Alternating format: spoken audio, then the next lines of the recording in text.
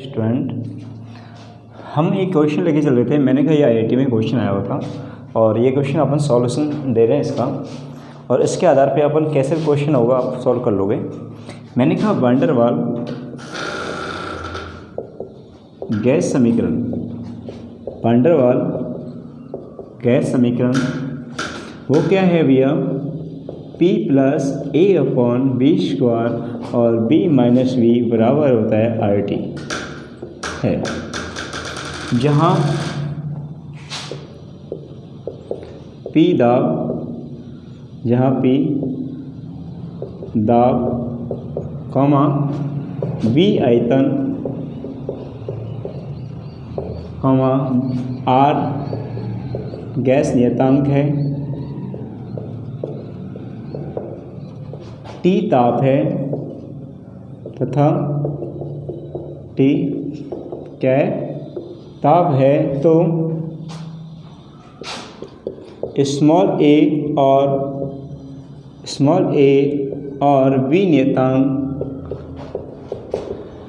का विमीय सूत्र ज्ञात कीजिए।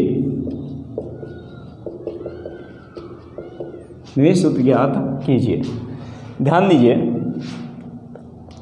वैन डर वाल गैस समीकरण P plus a upon v square B minus v बराबर RT है, जहाँ P दाब है, V आयतन है, R गैस नियतांक है तथा T ताप है और A और B नियतांक का विमीय सूत्र ज्ञात कीजिए। देखते हैं सॉल्यूशन क्या है। बहुत आसान क्वेश्चन है। अपन देखिए ये पूरा, ये पहले मैं लिखता हूँ यहाँ पे P plus a upon B का होल स्क्वायर और B माइनस वी बराबर RT। ये पूरा एक पद है और इस पूरे पद का जो विमीय सूत्र है वो इसके बराबर होना चाहिए। अपन इसका गुना करें फिर इसके बाद करें तो बहुत जटिल हो जाएगा, इसलिए अपन करते हैं शॉर्ट फॉर्म में चलते हैं। एक चीज़ देखना समझ में आ जाएगा आपको कि इसके अंदर घुसते हैं अपन इस पूरे पद में। यहाँ हमने देखा कि दो ऐसे अपन अंदर आए, एक पद और एक पूरा पद। इसके अंदर पूरे के अंदर देखा हमने दो पद हैं, ये जो सूत्र सत्य है तो इस पद के विमा इस पूरे पद के बराबर होगी। मैंने कहा इस पूरे कोष्ठक में कितने पद हैं, एक और दो, इसी प्रकार एक और दो हैं। तो आपको समझ में आना चाहिए कि विमीय समांगता के सिद्धांत से, विमीय समांगता का जो सिद्धांत ये कहता है कि सिद्धांत से हम बात करें तो ये बात कहेगा बेटा कि इसका विमीय सूत्र बराबर होगा A अपॉन बी स्क्वायर के। पूरा एक पद है ये, ध्यान देना ना कहीं दो पद मान लें। A बटे ए स्क्वायर का पूरा जो एक पद है ये, इस पद का जो विमीय सूत्र होगा वो P के बराबर होगा। तो मैंने लिखा P का विमीय सूत्र, P का, या ऐसे लिख देते हैं आप सीधा, हमें A का निकालना है जी। तो A बटे बी स्क्वायर का विमीय सूत्र, पूरा एक पद हो गया ये, का विमीय सूत्र वो क्या है भैया जी, वो है हमारा किसके बराबर, P का विमीय सूत्र, P का विमीय सूत्र। अब जबकि हमें चाहिए किसका, A का, तो बी स्क्वायर का मल्टीप्लाई कर देंगे इधर तो सीधा निकल के आ जाएगा A का विमीय सूत्र, A का विमीय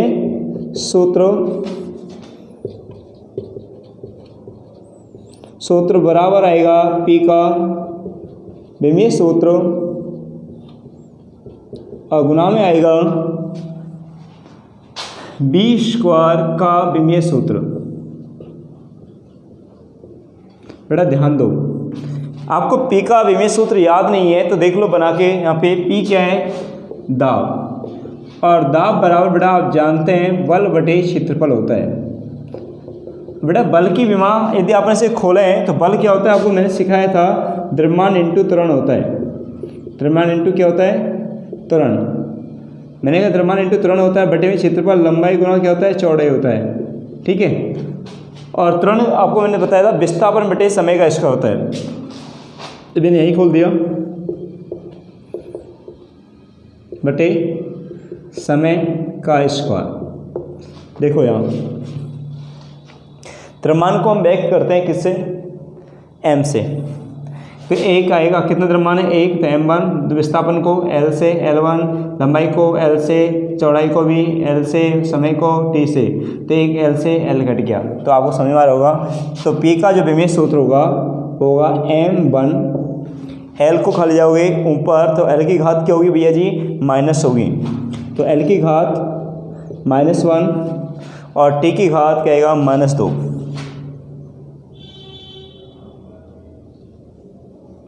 m1 l-1 और t-2, ठीक है। गुना में v²,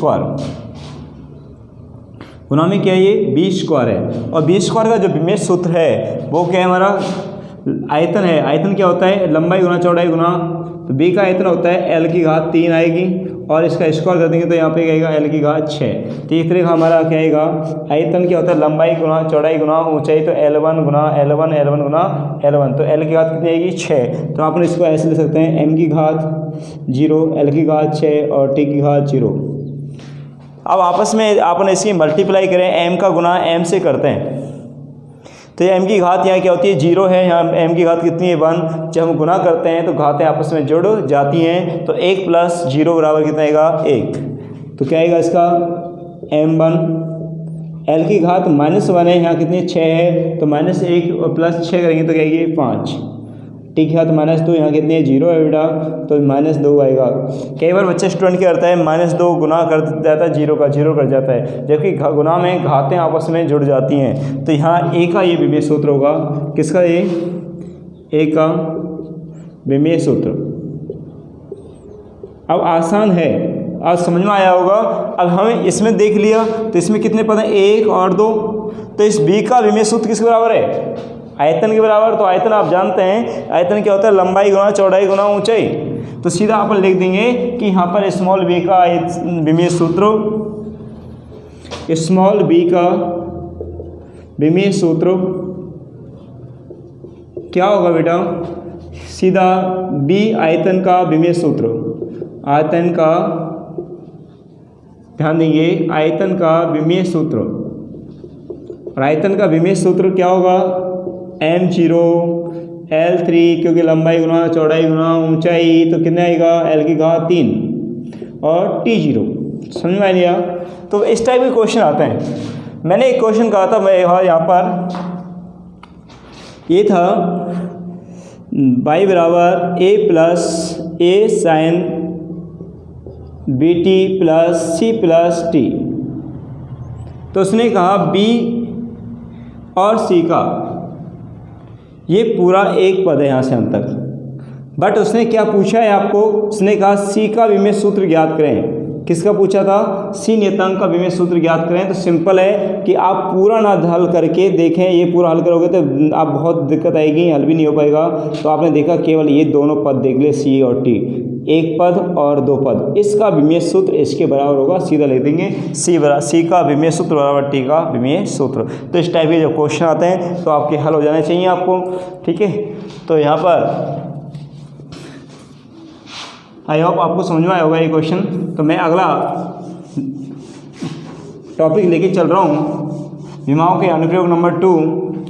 हमारे भौतिक राशियों के परिमाण को एक पद्धति से दूसरी पद्धति में परिवर्तित करेंगे। मैंने कहा भौतिक राशियों के परिमाण को एक पद्धति से किसमें भैया? दूसरी पद्धति में क्या करेंगे? अपन परिवर्तित करेंगे। अनुप्रयोग नंबर 2, अनुप्रयोग नंबर 2, और वो अनुप्रयोग नंबर 2 है क्या? ये है कि भौतिक जो राशि है और राशि के परिमाण को किसको भैया? परिमाण को एक पद्धति से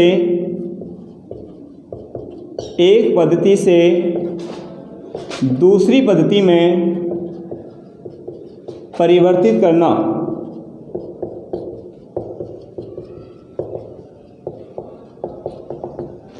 मैंने कहा भौतिक राशि के परिमाण को एक पद्धति से दूसरी पद्धति में परिवर्तित करना।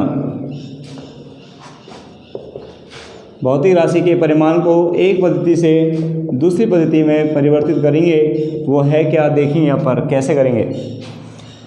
तो भैया आपको पता है कि भौतिक राशि का जो परिमाण होता है दो राशियों पर निर्भर करता है। मैं आपको बता चुका हूँ। एक मैंने कहा जैसे किसी वस्तु का द्रव्यमान 4 kg है, मतलब 7 kg है, मान लेता हूँ कितना है जी 7 kg। 7 क्या है यहाँ पर अंक, आंकिक मान, kg क्या है जी मात्रक, और द्रव्यमान ये क्या है परिमाण। तो अपन जानते हैं कि वी नो दैट कि अतः भौतिक राशि का परिमाण, या वी नो दैट सीधा लिख देंगे अपन, हम जानते हैं वी नो दैट, क्या जानते हो कि थीटा बराबर n इंटू यू।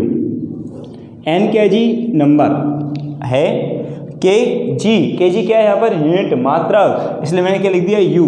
तो थीटा बराबर आएगा n इंटू यू। तो ये बात आपको समझ में आई। तो मैंने कहा जैसे 7 kg की मैंने बात की, ये तो है MKS पद्धति में, और यहाँ पर बात करूँ CGS पद्धति में बात करना चाहूँगा तो इसकी जो वैल्यू होगी कितने में होगी भैया 7000 ग्राम। देखो ये तो N1 हुआ, ये U1, ये N2 और ये क्या हुआ U2, लेकिन दोनों का परिमाण कैसा है बराबर है। उसी प्रकार ये तो है प्रथम पद्धति में। तो मैं यहाँ लिखना चाह रहा हूँ कि प्रथम पद्धति में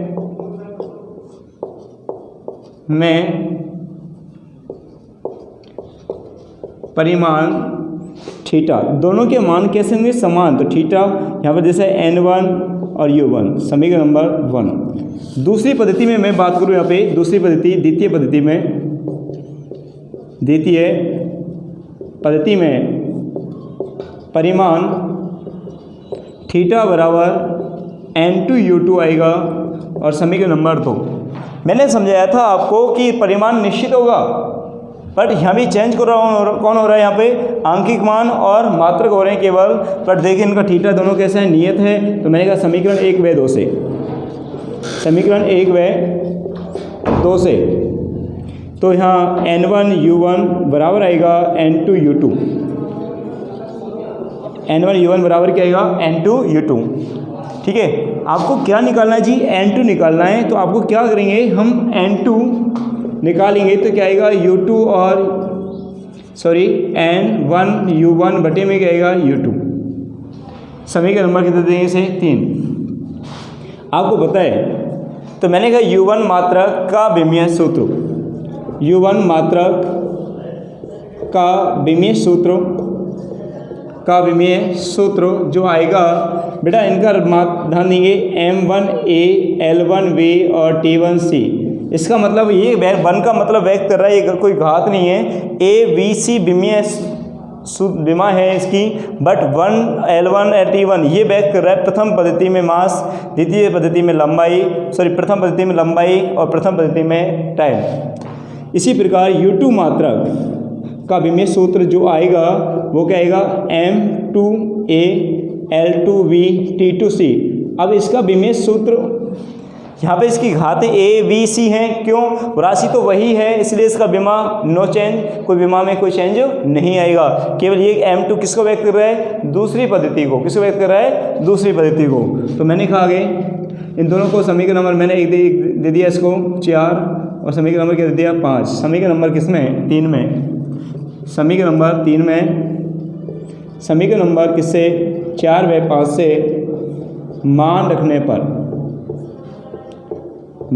रखने पर रखेंगे। देखो यहाँ पे क्या आएगा कि N2 बराबर N1, और यहाँ U1 की जो वैल्यू है M1A L1B T1C ये है जो हमारी यहाँ पे, और U2 की जो वैल्यू है वो क्या है M2A L2B और T2 क्या है C है।